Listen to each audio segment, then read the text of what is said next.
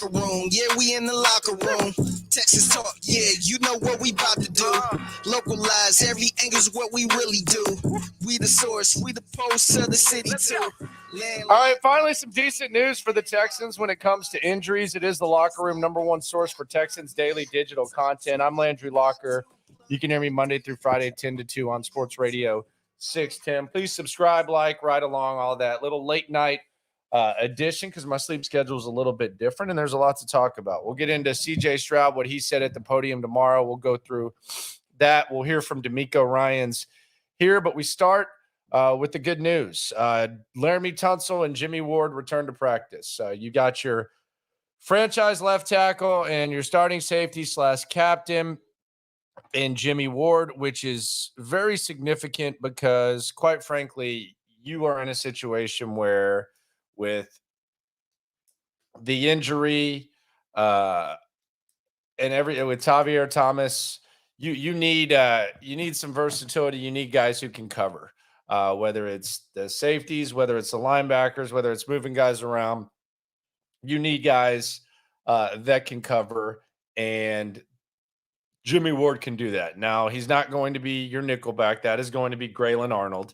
That's been actually kind of a popular topic with Jimmy Ward, with DAmico Ryan's. I actually joked about it with him on the radio show. He wants to play safety, and that's what he's going to do. By the way, speaking of the radio show, tomorrow, probably in the 11:30 Central-ish range, we will have a Texans player straight off the practice field. That's confirmed. We have a Texans player joining us Thursday, so be on the lookout for that. Don't miss that on the Odyssey app and sportsradio610.com. Let's kind of take a look at the full injury report, maybe some things to keep an eye on for tomorrow. Denzel Perryman did not practice. I'm not a film guy. I don't pretend to be a film guy. I've seen some guys online pretending to be film guys and breaking down one play at a time. I think it's goofy. I think it's weird. I react to highlights, and then I trust people who actually are doing real film study, the multiple views, taking everything into account, not just reacting to a couple of highlights. But Denzel Perryman did not play a good game the other day, and maybe it had to do with the hand wrist injury a little bit. You know, it's harder to cover with the hand wrist. It's harder to get in there. Denzel Perryman, keep an eye on that. Jalen Petrie still not practicing, although DeMeco Ryan said some really good stuff about him. Also said that he will be back soon. So we will keep an eye on Jalen Petrie as well. Mr. Benjamin says, first time to come through. Appreciate you, brother. Thank you very much for catching up, man. Usually a few times a week is when we have that. Am I surprised that Cashman is third string? Nah, he'll be fine. He'll contribute and he'll be out there in coverage a lot. Just really kind of the first time that we've seen him. Tavier Thomas did not practice. Now, this is kind of relevant though, because you know, if a jamoke like you or me breaks his hand, who knows how long we're out? I mean, hell, some of us might have desk jobs and not even show up to work because we're not built like NFL players. But the fact when guys are listed on the injury report, are listed on the depth chart, it's because they're not on IR yet. So they're on the active roster. So it makes you wonder, how long is Tavier Thomas going to be out? Like, how bad of a break is it? They didn't immediately put him on IR. Maybe that happens a little later on with the roster shuffling, but Tavier Thomas obviously not going to play. Tank Dell, or maybe he puts a cast on it. Who knows? Some of the, you never know with reports these days. Tank Dell thigh limited.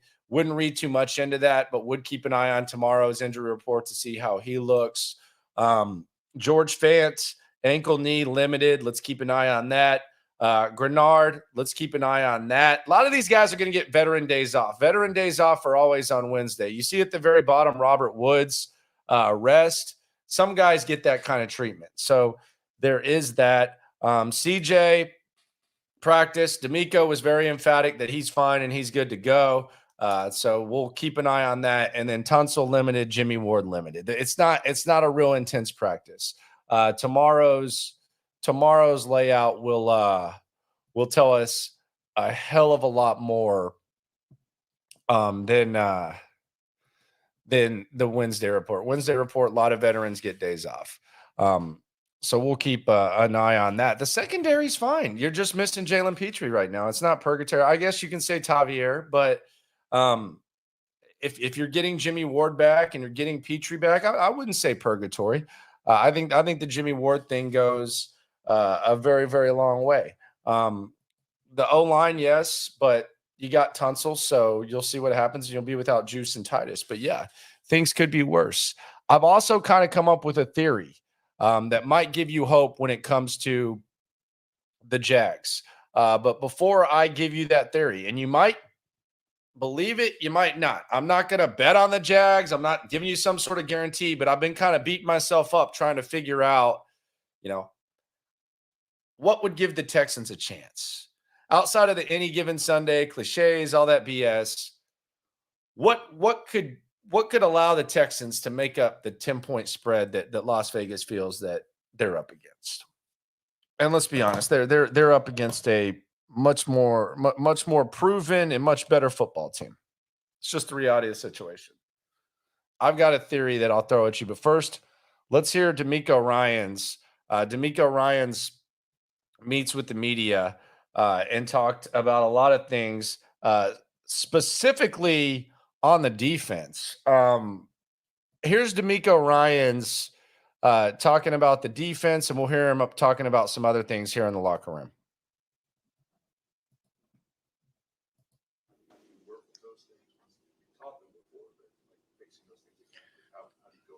Our defense has done a lot of things right. I think they played well versus the Ravens. They had some good snaps versus the Colts at times. It just has to be more consistent. Okay. So we know what to do. We know how to do it. When we do it, it's pretty good. We just have to be consistent in our approach and consistent when we show up on game day.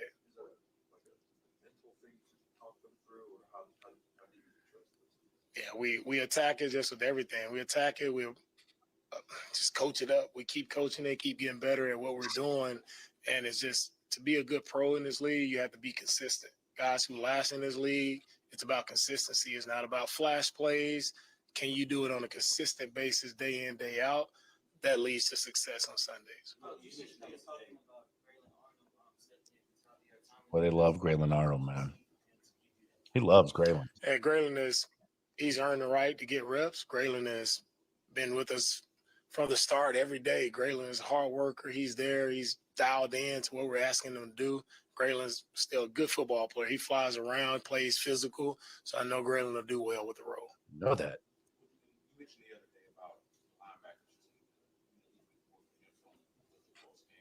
Let's hear him talk about these linebackers, man.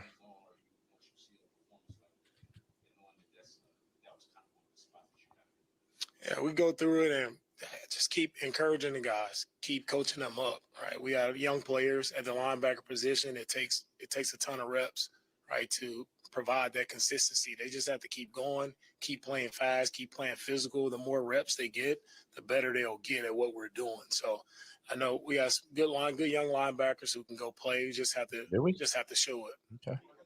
Say so. Calvin Ridley, man. How crazy is it that Max, they gave up a third for Calvin Ridley?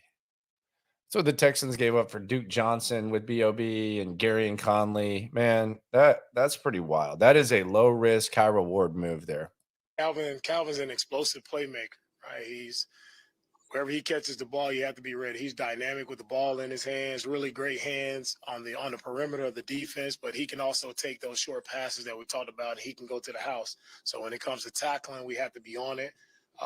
Make sure we're playing great fundamental ball outside in, making him cut back inside. But Calvin is explosive. He's fast. He's dynamic with the ball in his hands, and it'll be a tough matchup for us. Coach, we got back in practice today. Assuming he plays this weekend, would you slide Jones back over to left guard? Do you like what you saw from Kendrick Green? I won't go through our lineup and how we'll line up. That's DeMeco talking about the offensive line. I think a question needs to be asked, and it's early. There's no exact statements. I know there's a certain portion of people, already doing a victory lap on the CJ Stroud thing. And I hope that ends up being the case. I was a Bryce Young guy. I would want nothing more than for CJ Stroud to end up being the top rookie quarterback in this draft class. But I will say there is a little bit of irony and there is a little bit of history in making that proclamation this early. Because if you go back to Andrew Luck and RG3, after 1 year, people were saying, was RG3 their guy? And damn sure after a couple of weeks. Was RG3 better than Andrew Luck? Even though Andrew retired at 29, that ended up being silly. There were some of y'all, I don't know if you're in here or not, or I don't know if you want to admit it, but after Trevor Lawrence had his first year and Davis Mills had his first, it was, oh, well, look out, man. Trevor Lawrence didn't look that good. It's early with these quarterbacks. It's very early. Like, you can have a bad rookie season, even if CJ struggles, no matter what. It's really early with these quarterbacks to have this victory lap. Now you react to what's happened, and if you were to assess these guys, you would come away saying either Anthony Richardson or CJ Stroud has been the best, not Bryce Young, who has the hurt ankle. All three of them are banged up. Richardson didn't practice today. CJ has the hurt shoulder, and Bryce has the ankle. So it's fun to talk about early, but I think like crowning them is a little bit premature. Just like the Texans, you assess them week to week. If they play like crap, you say they play like crap, and either you keep the hope or you find something along the way where you don't have the hope. But we know, or you should know, at least I think this is a process. Now, I don't think you should have performances like the Indianapolis game. And I do have a question. I say all that to ask this. And this is just an early assessment, not an indictment on Bobby Slowik, who, by the way, is going to speak on Thursday. We'll hear what Bobby Slowik had to say tomorrow, probably in the live stream, probably around 10-ish. We'll probably go 10-ish tomorrow. But I have an early question about Bobby Slowik because there was improvement on offense. There was improvement on offense with the Texans from week 1 to week 2. Some people said it was mop-up duty. I don't know how we can say that it was mop-up duty. Whatever you want to say, you can say. And from CJ Stroud's perspective, CJ Stroud's just out there doing whatever he can do. And he's doing so hurt, and he's doing so behind a bad offensive line. So I kind of grade him on a curve. You can also grade Slowik on a curve because he doesn't have his full offensive line. But I have a question about Bobby Slowik, though. Has Slowik adjusted or been bailed out in the first 2 weeks of the season? And I asked that based on two things. Number one, we saw more of Tank Dell in week 2, which is great, which is something that we anticipated seeing in week 1 because anyone who watched Tank Dell in training camp and anyone who watched Tank Dell in that first preseason game, he looked, right now Nico Collins in the real games looks like the best receiver, but Tank Dell looked like the best receiver throughout camp. And he looked like, the second or third best receiver, depending on what you think about Robert Woods in the game.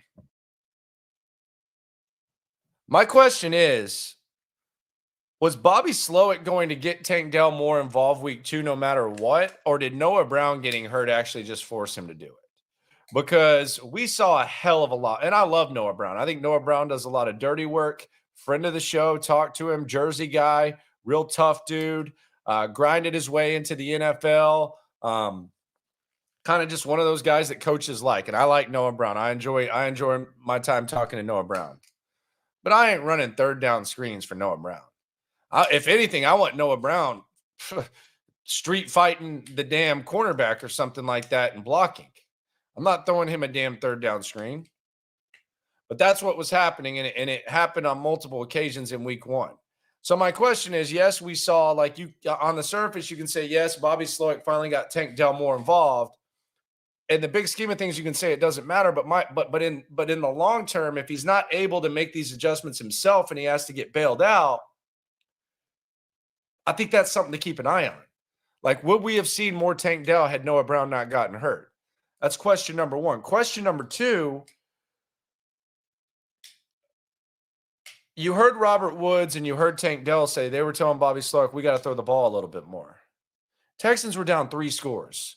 There was a time period in that game where there was absolutely no urgency at all. They were still actually trying to run the ball down 3 scores. And then they finally started throwing. Now, they didn't have any choice. So did they start doing that? Did it have something to do with the defense was what they were playing? Or was that another example of Bobby Slowik getting bailed out? Again, very early. But if I'm going to assess the week to week, the defense got worse from week to week. And there's a lot of variables. There's a lot of gray area. But as far as the bottom line, they got worse. The offense got better. But why did they get better? Did they get better because Bobby Slowik got bailed out? Or did they get better because Bobby Slowik's all of a sudden calling plays better? I think it's just something to keep an eye on. Fortunately, that's kind of in the rear view. And it's the old Bill Belichick on to Jacksonville type of thing. But I do think it's a question. The Brevin Jordan thing's interesting too. I don't know if Brevin Jordan is going to be a part of things or what. Quite frankly, after watching Dalton Schultz run with the football after he catches it, I'm open for whatever. I'm open for whatever. I mean, we saw Brevin Jordan make a play. We saw Quintariano make a play in week 1. Look, I think Dalton's a good receiver, but man, when you see him catch that, that rock and then run, man, it looks like he just pissed his pants. Looks like he's wearing flip-flops. So we'll see. I would like to see the tight ends a little bit more involved. And again, I'm aware it's not easy to call plays when your offensive line is depleted. I get that you're not going to be able to run the ball. And I also get that Bobby Slowik's a young offensive coordinator. But again, when we're talking week to week, you talk about what happened and you keep a clear mind and understand that it's not a finished product, especially in this situation. So that's what I would say. Brown Chubby Bear says, Slowik set up plays on one side of the field to keep everything in Stroud's field of vision. Good way to overcome blitzes. Slowik set up plays on one side of the field to keep everything in Stroud's field of vision. Good way to overcome blitzes. That's over my head, sir. I don't know what the hell you just said. No idea. I like Dalton, man. Dalton's a friend of the show. Dalton's a fun guy. We talked to Dalton. We had Dalton on the show for 25 minutes. You can't tell me it doesn't look like he has flip-flops on when he runs, though. If they cut above like the ankles, I'm not going to show my ugly ass feet on here. I almost did that. I might get banned for showing these ugly ass things. These size 14, size 3 toes. But you got to admit, if they cut just his ankles off the TV and I asked you what kind of shoes is he wearing, you would at least say slides. Come on, man. I like Dalton, but come on. But I do think you should be pleased with the receivers for sure. Pleased with the receivers. So just a little question, Bobby Slowik. We'll see. Jacksonville, Texans heading to Jacksonville. Not too many people expecting them to win. I have a theory about this, though.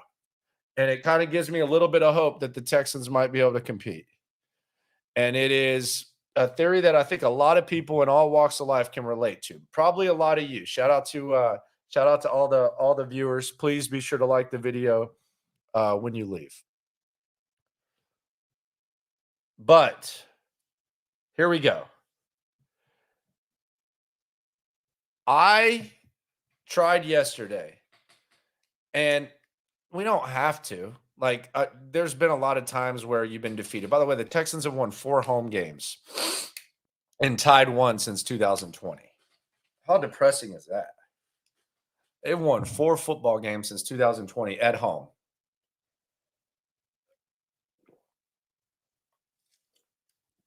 But I've tried to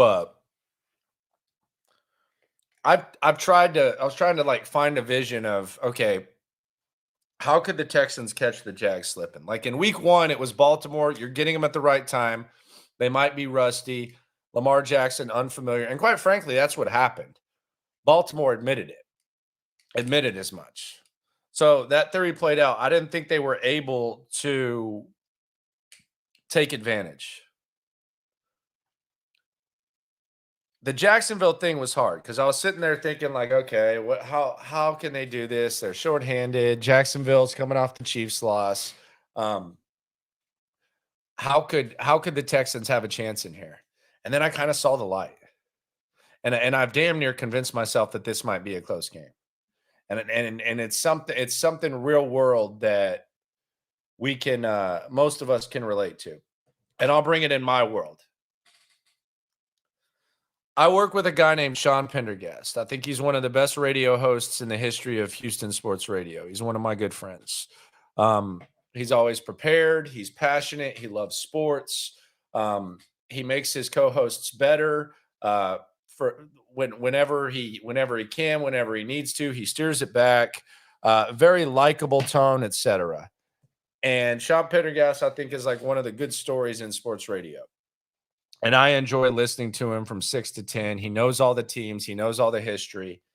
And every time I come into work at 6, I listen to him. I go into the studio, chunk the deuce to him. We talk. We exchange ideas a lot of times. I think Sean is. I think as far as like being able to control a show, as far as being like liking the business and respecting the business, I think Sean Pendergast is. He would get my vote for best of all time in Houston. Man, this dude's asking how tall I am. Oh yeah, I brought up my feet. 6'5.5" is my height. I don't look that. Met a lot of viewers the other day, and they were like, "Damn, you're a lot taller." Yes, I don't look that tall. Anyway, Sean, great radio host, awesome, love him, etc. And he's great. But if you ever listen to Sean Pendergast the day before he goes on his 2-week vacation, which is usually at the end of June, he sucks. He's trash. He's awful. He's not organized. He's basically telling you crap about his vacation that nobody really cares about. Nobody cares about your itinerary. There might be some P1s that do, but P2s, people who don't listen all the time, it's trash. The last segment, he's basically sitting there and like laying out his schedule. It's whack. It's not even worth listening to. I'm listening to music or cutting some audio, and it's awful. He's not as good as he usually is. It's trash. So I say all that to say this. The Jacksonville Jaguars, the 2 weeks after they play the Texans, they're going to London for 2 weeks. Now, I know that they're traveling in luxury. I know that it's not like they're leaving straight from the stadium, but Jacksonville, there's polls now in the Jacksonville Business Journal that the city doesn't even want them. And if you hear the ownership and if you hear the business office talk about Jacksonville and London and stuff, like it almost leads you to wonder, man, do they want to play in London? And now they're playing 2 weeks there. So this is a big deal. And even if you're Trevor Lawrence and you live with your girlfriend, you're planning 2 weeks of going to London. Either she's going or you're going. And the other thing about this whole Sean theory is that when he leaves in June, the Astros are in the dark days. Football's at a standstill. I don't even think there's mini camp. NBA's over. So it really doesn't require your attention. So someone like a person that's expected to be much better kind of overlooks it because they're already ready to go on their vacation. Maybe Jacksonville overlooks the Texans and they're looking ahead to London, to the 2-week trip to London. I'm not sitting here saying this is like some sort of revolutionary theory. I'm just saying I think it's something that happens in human nature. And I don't think you're going to get up for the Texans like you did the Chiefs. Jacksonville was getting up for the Chiefs last week. They only scored 9 points. Sometimes when you get up for a squad, there's a little bit of a letdown. Did you watch Texas this week against Alabama?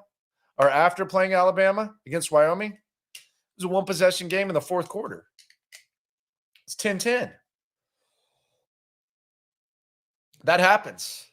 Sometimes there's a letdown, and sometimes you just overlook stuff. So I would just maybe keep that in mind if you're trying to find something to find hope in. That my mom was a teacher. Some of you work in education. Sometimes the best student in the school is an absolute tear right before Christmas vacation. They're not paying attention. For what? There's no test. There's nothing important for them. maybe Jacksonville, before they go to London for 2 weeks, maybe they look past the Texans. DeMeco seems kind of confident. Would I bet on the Texans this Sunday? No. But does weird stuff happen in the NFL? Absolutely. And they're definitely going to London. Don't know how big of a deal it is, whatever, but that's my theory, and I'm sticking to it. Appreciate everyone for coming through. It is the locker room. I'm going to be on the air at 10 a.m. Be on the lookout for the CJ Stroud podium video. Probably coming up at – I'll probably drop that at 2. I'll wake up early, put that together. We'll react to what CJ Stroud had to say at the podium and figure that out. But news of the day, Laramie Tunsil, Jimmy Ward back at practice. Jalen Petrie still out. Denzel Perriman out. A lot of guys limited. We'll wait for that injury report tomorrow before we start freaking out or whatever. And the Jacksonville theory, you buying or selling? I don't blame you if you're selling. I told you it wasn't easy to figure out. But I appreciate everyone for coming through. Live streams coming throughout the week. Thanks for coming. No matter what happens when it comes to this Texan stuff, we're all in it together. Be sure to subscribe and like the video. And Texans player joining me tomorrow in the 11 o'clock hour, sportsradio610.com and the Odyssey app. Landlocked, got the game in the headlock. Localized every time, can't stop, won't stop. Yeah, we top 2 and we not 2. Plugged in daily digital on YouTube. We got taste for days, opinions to give, we got takeaways. If it's up, then it's up, we number 1. You don't need to try your luck. Locker room, yeah, we in the locker room. Texas talk, yeah, you know what we about to do. Localize every angle's what we really do.